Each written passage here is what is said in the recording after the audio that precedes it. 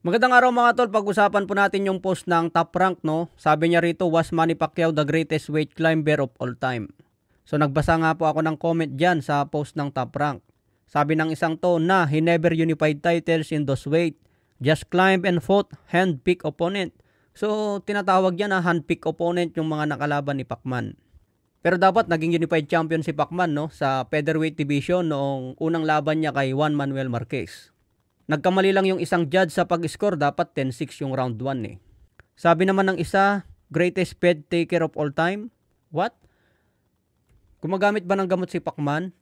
Mukhang hindi ko pa napalitaan na nagpositive yan sa gamot ah. Si Floyd Mayweather, nabalitaan ko na nagpositive sa gamot. Si Canelo Alvarez, nagpositive din yan, nasuspendido pa.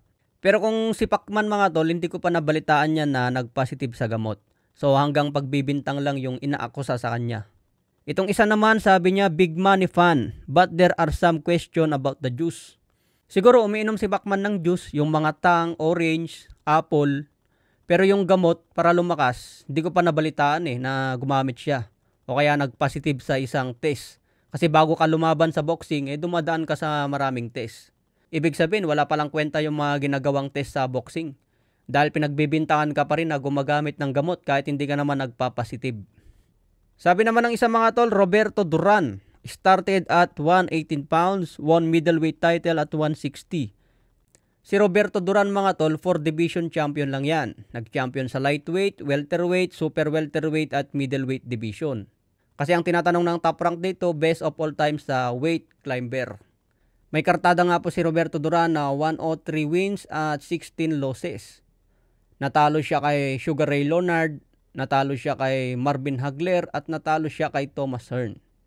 Sabi naman ng isang nag-comment, no, but Manny is definitely second behind Floyd Mayweather, my idol. So mas better nga ba si Floyd Mayweather sa pag-akyat ng division? 5 division champion lang si Floyd Mayweather 6 division naman si Oscar De La Hoya. Sabi naman ng isang to, he beat Booms at 130 and 135 and weight drain his opponent. Marquez is more respectable weight climber. He beat Booms at 130 and 135. Ibig niya sabihin mga tol, Booms daw yung mga kinalaban ni Pacman sa super featherweight division. Sino ba yung mga nakalaban ni Pacman dyan? Isama mo na si Antonio Barrera, Eric Morales at si Juan Manuel Marquez. So yung 135 naman na sinasabi niya, lightweight division po yun. So isang fighter lang ang nakalaban niya dyan, si David Diaz. Hindi pa rin matawag na boom itong si Diaz dahil may hawak na belt. Pagdating naman sa reklamo nila na weight drain daw si Pacman, syempre maliit kang tao Galing ka sa mababang timbang Aakyat ka ng timbang. Kaya humingi si Pacman ng konting timbang, 145 pounds, catch weight kay De La Hoya. So 3 pounds lang, katiting lang yan mga tol yung 3 pounds na yan Kumpara mo dun sa taas ng inakyat ni Pacman. So baga consideration lang kasi maliit na tao si Pacman Saka hindi naman dikit ang score sa mga laban ni Pacman. Dominate yung pinakita niya. Buti sana kung dikit lang nakukuha sa mga decision. Hindi Sobrang layo yung performance na pinapakita ni Pacman, talagang dominante. Katulad kay Margarito dati mga tol, nag-rehydrate itong si Margarito ng napakalaking timbang. Kaya malayo pa rin yung kalamangan niya kay Pacman. Kasi maliit si Pacman kumpara sa mga kalaban niya na sobrang lalaki. Buti sana kung magkasing tangkad lang tapos humingi pa ng catch weight.